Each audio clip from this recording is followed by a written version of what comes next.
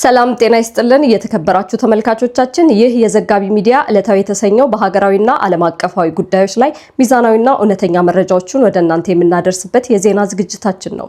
መረጃዎቹን ወደ እናንተ በማድረስ እኔ ኢየሩሳሌም መኮንን አብሬያችሁ ቆይታ አደርጋለሁ። በቅድሚያም አበይት ዜናዎቹን ላስደምጣችሁ። በሸዋ የአጼ አምደ ጽዮን ኮር አሃዶች የፈጸሙትን ድንቅ ገድል እንዲሁም እያነጋገረ የሚገኘው አገዛዙ በቴዲ አፍሮ ላይ የከፈተው የበቀል ዘመቻ በጥንቅራችን ተዳሷል። በትግራይ ክልል ሰማይ ስር እየታየ ስላለው አዲስ የፖለቲካ ትርምስና ከጀርባው ስላለው የአገዛዙ ድብቅ ሴራ እንዲሁም በደም የተጨማለቀው አገዛዝ ራስ የሆኑት አብይ አህመድ አሊ የዓለም አቀፉን ማህበረሰብ ለማስፈራራት የሞከሩበትን አዲስ የዲፕሎማሲ ቁማር የተመለከተ መረጃ ይዘን ቀርበናል።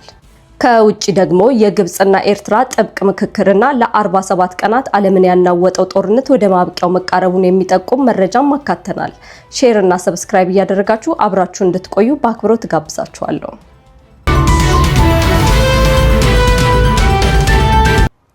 በሸዋ ምድር አገዛዙ ክፉኛ ተመታ። ዛሬ ሚያዝያ 7 ቀን 2018 ዓ.ም አገዛዙ መነሻውን ደብረ ብርሃንና አካባቢው በማድረግ በባሶና ወረና ወረዳ አይዞሽ አሞራ በተባለ ስፍራ በድሮንና በከባድ መሳሪያ የታጀበ መጠነ ሰፊ ጥቃት በንጹሃን ላይ ከፍቶ ነበር። ይህ አገዛዙ የሰላማዊውን የአማራ ሕዝብ ደም እያፈሰሰ በኃይልና በጭቆና የምርጫ ካርድ ለማሰራጨት የሞከረበት እኩይ ተግባር በአማራ ፋኖ ሸዋ ጠቅላይ ግዛት አሳምነው እዝ ቆራጥ ተዋጊዎች አይቀሬና ከባድ ምት አስተናግዷል ተብሏል። በአጼ አምደ ጽዮን ኮር ስር የሚገኙት የ7 ለ70 ክፍለ ጦር ተዋጊዎች በፈጸሙት የተቀናጀ የደፈጣና የጨበጣ ውጊያ ያገዛዙን ኩራት የነበሩትን የቀይ ቦኔት ለባሽ አየር ወለድ ክፍለ ጦር አባላትን ክፉኛ ድባቅ መትተዋቸዋል። ውጊያው እጅግ አስከፊ የነበረ ሲሆን የአገዛዙ ሰራዊት ቁጥራቸው በውል የማይታወቁ አባላቱ ተገድለውና ቆስለው በአምቡላንስ ወደ ደብረ ብርሃን ሲጓዙ መዋላቸውን ተረጋግጧል። ይህ በአገዛዙ ላይ የተገኘ ታላቅ ድል የጭቆናው መዋቅር በጀግኖች ክንድ እየተገረሰሰ መሆኑንና የአገዛዙ የጥፋት ኃይል በህዝባዊ ፋኖ ፊት መቆም እንደማይችል ያሳየበት አጋጣሚ ሆኗል። በተመሳሳይ ሁኔታ ውጊያው አድማሱን በማስፋት እስከ ኩኬለሽና በዞ ድረስ እንዲሁም በመራቤቴ ቀጠና መቀጠሉ ተገልጿል። አገዛዙ በደረሰበት ከፍተኛ ምት በመደናገጥ በቀልን መሰረት ባደረገ መልኩ በ107 እና በሞርታር ጥይቶች ተራራዎችንና ንጹሃን የሚኖሩባቸውን መንደሮች በዘፈቀደ እየደበደበ ይገኛል።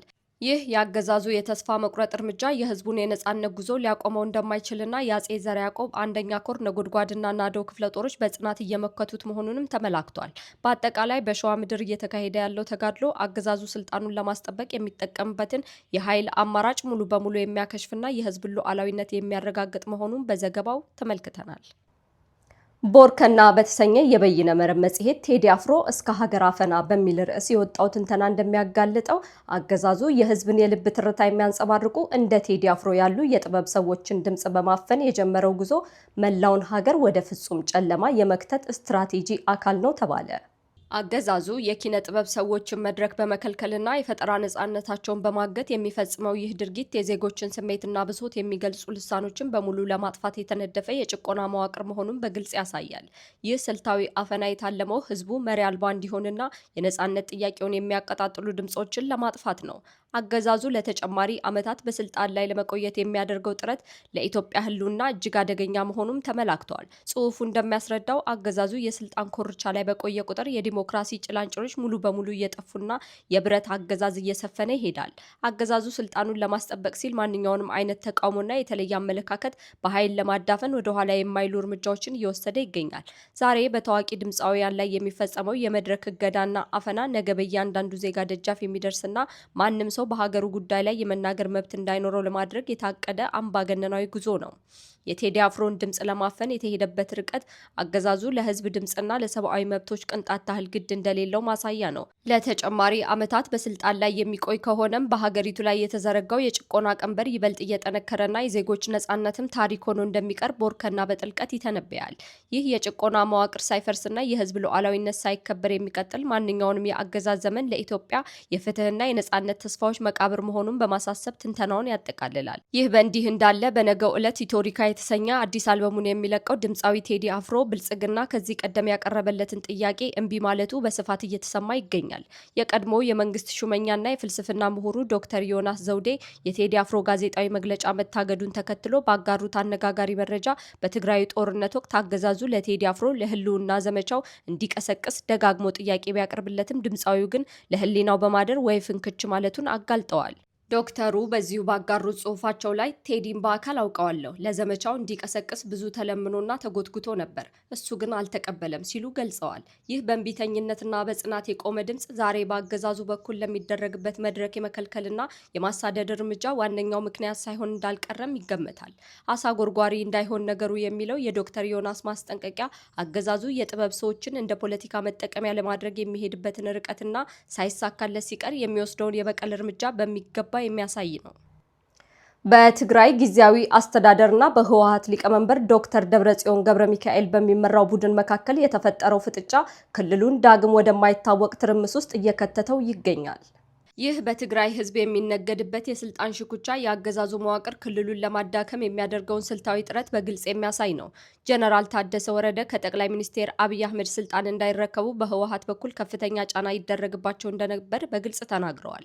ይህ መረጃ አገዛዙ ገና ከጅማሬው በሴራና በውስጥ ሽኩቻ የተሞላ መሆኑንና የሀገሪቱ የፖለቲካ መዋቅር ምን ያህል በተወሳሰበ የጥቅም ግጭት ውስጥ እንደነበር የሚያሳይ ትልቅ ማረጋገጫ ነው። በተለይ እንደ ዶክተር ደብረጽዮን ገብረ ሚካኤል ያሉ አመራሮች ለህዝብ ሰላምና ደህንነት ቅድሚያ ከመስጠት ይልቅ የድርጅቱን የስልጣን የበላይነት ለማስጠበቅ የሚሄዱበት ርቀት ክልሉን ለተጨማሪ መከራ እያጋለጠው ይገኛል።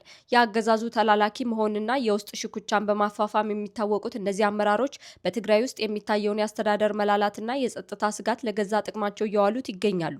አገዛዙ በትግራይ ውስጥ የተከፋፈለ ኃይል እንዲኖር የሚፈልገው ክልሉን በቀላሉ ለመቆጣጠርና የህዝቡን የፍትህ ጥያቄ ለማፈን ሲሆን እነ ደብረ ጽዮንም ይህንኑ የአገዛዙን ፍላጎት የሚያሳካ ተግባር ላይ ተሰማርተው ይገኛሉ በሚል ክፉኛ እየተወቀሱ ይገኛል። ትግራይን የማተራመስና ህዝቡን በድህነትና በስጋት ውስጥ የማቆየት ስትራቴጂ የአገዛዙ ዋነኛ የህልውና መሰረት ሆኗል። በእነ ደብረ ጽዮንና በጊዜያዊ አስተዳደሩ መካከል ያለው አለመግባባት በሰላማዊ መንገድ ከመፍታት ይልቅ ወደ ኃይል አማራጭ እንዲያመራ የአገዛዙ እጅ ከበስተጀርባ ሆኖ እሳት እያጫረ ይገኛል። ይህ የሴራ ፖለቲካ ውጤት የሆነው ትርምስ በትግራይ ህዝብ ላይ እያደረሰ ላለው ሰብአዊ ቀውስና ማህበራዊ መበታተን ዋነኛው ምክንያት ነው። በመሆኑም የአገዛዙ የከፋፍለህ ግዛ ፖሊሲና የአመራሮቹ የስልጣን ጥም ተደምረው ክልሉን ወደማይወጣበት አዘቅት ውስጥ እየከተቱት መሆኑን ዘገባው በጥልቀት ያስረዳል። ይህ የጀነራሉ ምስክርነት አገዛዙ በህዝብ ፍቃድ ሳይሆን በፖለቲካዊ ቁማርና በጫናዎች መካከል አልፎ የመጣ መሆኑን ያስገነዝባል። ዛሬ በሀገሪቱ ላይ የደረሰ ያለው መከራና የዜጎች ስቃይ ገና ከጅምሩ በሴራ የተተበተበው የአገዛዙ መዋቅር ውጤት መሆኑን ዘገባው ይጠቁማል። ይህ የአገዛዙ የስልጣን ጉዞ በትክክለኛ ዲሞክራሲያዊ መንገድ ሳይሆን በውስጥ ለውስጥ ጫናና በስልጣን ጥመኞች ሽኩቻ የተመሰረተ መሆኑን መረዳት ለወደፊቱ የሀገሪቱ ጣፈንታ ወሳኝ መረጃ ነው። የብልጽግናው መሪ አብይ አህመድ የኢትዮጵያን የባህር በር ጥያቄ ከሆርሙዝ ወሽመጥ መዘጋት ጋር በማያያዝ ጥያቄያችን ምላሽ ካላገኘ ሰፈሩ ሰላም አይሆንም፣ የዓለም ንግድም ይስተጓጎላል ሲሉ ግርምት የፈጠረ ማስፈራሪያ ሰንዝረዋል። ጠቅላይ ሚኒስቴሩ የኢትዮጵያን የባህር በር ጥያቄ ከዓለም አቀፉ የሆርሙዝ ወሽመጥ የጸጥታ ስጋት ጋር በማነጻጸር የባህር በር ጥያቄያችን ምላሽ ካላገኘ ሰፈሩ ሰላም አይሆንም፣ የዓለም ንግድም ይስተጓጎላል ሲሉ አስደንጋጭ ማስጠንቀቂያ ሰንዝረዋል።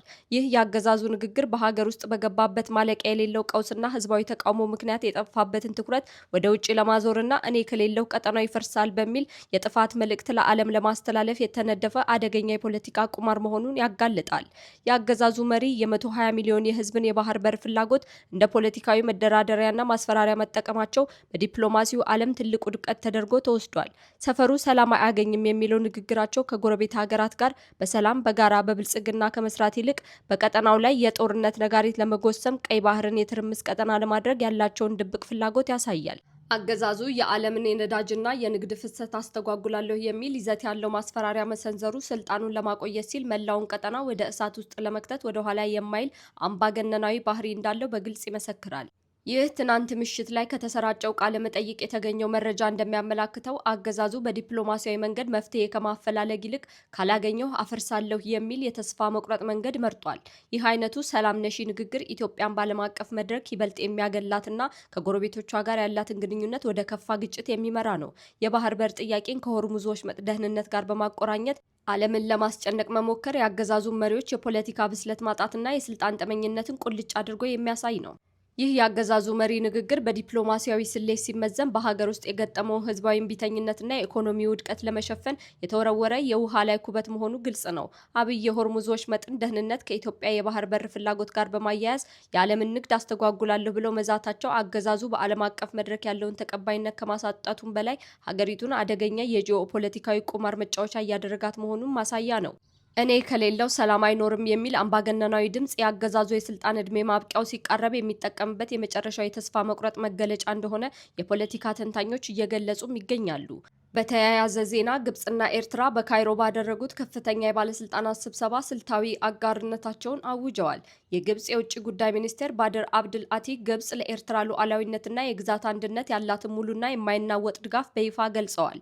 ይህ መግለጫ አገዛዙ ከኤርትራ ጋር ያለውን ውጥረት እያባባሰ ባለበትና የባህር በር ጥያቄውን በኃይል ለማስመለስ በሚመስል መልኩ ጦርነት በሚቀሰቅስ ንግግር በናኘበት ወቅት መውጣቱ በአገዛዙ ላይ የተደቀነ ግልጽ ዲፕሎማሲያዊ ወጥመድ መሆኑን ያሳያል። ይህ የግብጽና የኤርትራ መጠናከር ለአገዛዙ ትልቅ የራስ ምታት ሆኖበታል።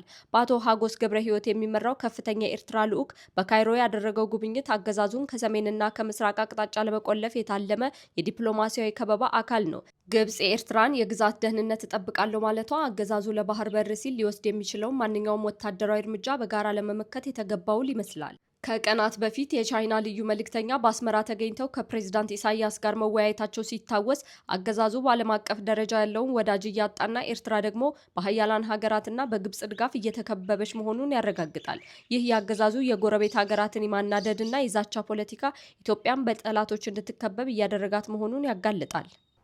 ፕሬዚዳንት ዶናልድ ትራምፕ ለ47 ቀናት የዘለቀውና መላውን ዓለም በስጋት ውስጥ ጥሎ የነበረውን ጦርነት ወደ ማብቂያው መቃረቡን በይፋ አስታውቀዋል። በትራምፕ ገለጻ መሰረት የዩናይትድ ስቴትስ የባህር ኃይል በፋርስ ባህረ ሰላጤና በሆርሙዝ ወሽመጥ ላይ የጣለው ጠንካራ ከበባ የኢራንን ወታደራዊና ኢኮኖሚያዊ አቅም በእጅጉ ፈትኖታል። ፕሬዝዳንቱ ይህ ስኬታማ እርምጃ ኢራንን ወደ ድርድር ጠረጴዛ እንዲመጣ እንዳስገደደ ቢገልጹም በሌላ በኩል ግን የኢራን ባለስልጣናት የባህር ከበባው የንጹሐን ዜጎችን ሕይወት እየጎዳ መሆኑን በመጥቀስ ዓለም አቀፉ ማህበረሰብ ጫና እንዲያደርግ እየጠየቁ ይገኛሉ። ይህ የጦርነቱ ማብቂያ ዜና በዓለም አቀፍ ደረጃ የነዳጅና የሸቀጦች ዋጋ ንረትን ለማርገብ ተስፋ ቢፈነጥቅም ዘላቂነቱ ግን በሁለቱ ወገኖች ስምምነት ላይ የተመሰረተ ነው። በአሁኑ ወቅት በፓኪስታን አደራዳሪነት የሚካሄደው ሁለተኛ ዙር ድርድር ሁለቱንም ወገኖች እጅግ ፈታኝ በሆኑ ጉዳዮች ላይ እያወያየ ይገኛል። ፕሬዚዳንት ትራምፕ የኢራኑ አገዛዝ የኒኩለር ፕሮግራሙን ሙሉ በሙሉ እንዲያቆምና ለደረሰው ውድመት ከፍተኛ ካሳ እንዲከፍል ቅድመ ሁኔታ ቢያስቀምጡም የኢራን ተደራዳሪዎች ግን የሉዓላዊነትና የብሔራዊ ደህንነት ጥያቄዎችን በማንሳት ላይ ናቸው። ይህ ጦርነቱ ሊጠናቀቅ ነው የሚለው ንግግር በአንድ በኩል የአሜሪካን ወታደራዊ የበላይነት የሚያሳይ ቢሆንም በሌላ በኩል ደግሞ የኢራን መንግስት በድርድር ወቅት የሚያነሳቸው ቅሬታዎችና የሰላም ስምምነቱ የሚጠይቃቸው ዋስትናዎች ለቀጣዩ ቀጠናዊ መረጋጋት ወሳኝ መሆናቸውም ተመልክቷል። የተከበራችሁ ተመልካቾቻችን ለዛሬ ያዘጋጀንላችሁ መረጃዎች የተከታተላችኋቸውን ይመስሉ ነበር። በሚቀጥለው የዜና ጥንቅራችን እስከምንገናኝ ድረስ በያላችሁበት ጤና ይስጥልን።